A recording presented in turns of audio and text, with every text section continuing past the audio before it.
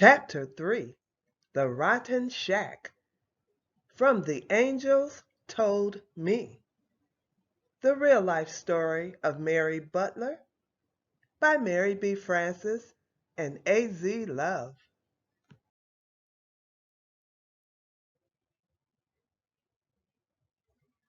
The Rotten Shack. We drove for about 5 or 10 minutes down this dirt road before eventually pulling in front of a rotten-looking shack. There was no paint on the shack, and it looked scary from down here. The shack was way up on a hill, and the road was way down below, like going through a valley. We all got out of the car and began walking up the ragged, steep steps to the porch. It was a lot of tattered-looking steps leading to the shack. As we got closer to the shack, I could tell that it had not been painted.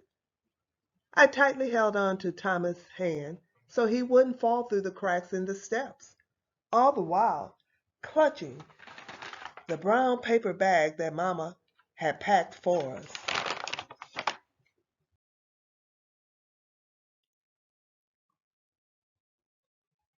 Once we got on the porch, Cousin Sally said, "Y'all wait outside."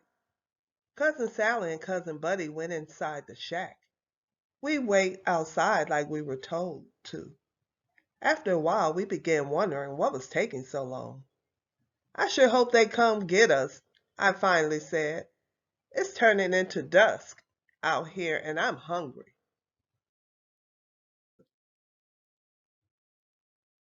"I want something to eat too," chimed Thomas, sounding very much like a baby.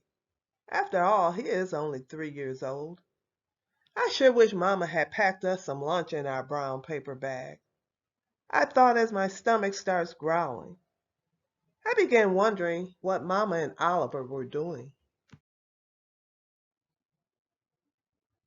Eventually, Cousin Sally and Cousin Buddy came to the door that didn't have a door.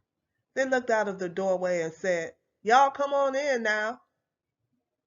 We entered the shack not knowing what to expect. After all, the house doesn't even have a front door. It has a large, worn-looking trunk that is being used as a door. Thomas and I began to slowly walk through the shack while Cousin Sally and Cousin Buddy are in the bedroom. We go into the kitchen.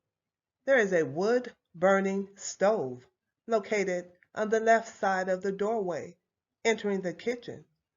I sure wish there was some food on it, I thought, as my stomach growls again. Next, we went to the back door.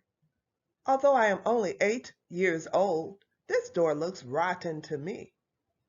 It was barely a door at all, with pieces of wood missing and the doorknob half dangling from its socket. We managed to open the door and walk to the very top step.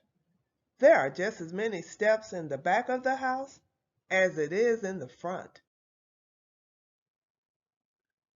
When I look across the field, I see nothing but lots of land and cotton. Lots and lots of cotton, as far as my eyes can see. Thomas and I walked back into the kitchen and stood looking out of the window. By now, Cousin Sally had come into the kitchen. She pulls up the only chair in the house and sat by the window next to us. I want to run and hide. I was so scared of her.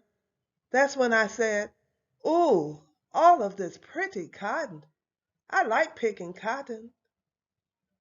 I don't know why I said that, I thought as I stood nervously looking out of the window.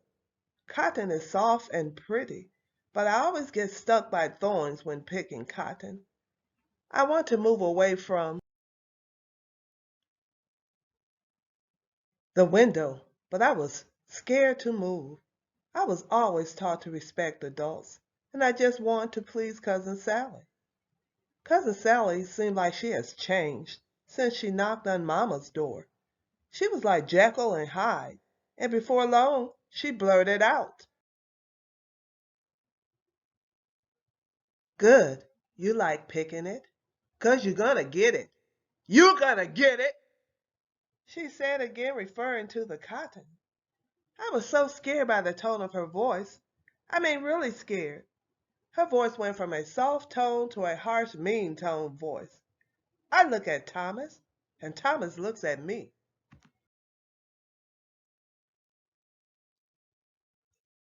Both of our eyes got wide, and I thought I would pee in my pants, but I don't. Cousin Sally got up from the chair and walks to the other room where Cousin Buddy is at.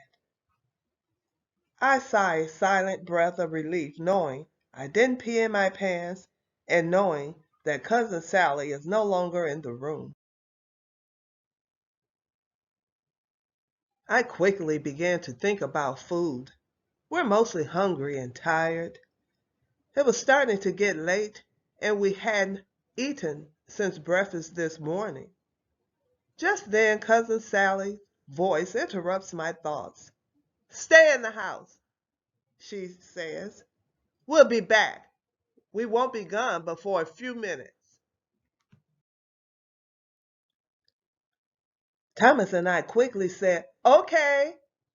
Cousin Sally and Cousin Buddy walk out of the shack and down the ragged steps. She and Cousin Buddy got in the car and left.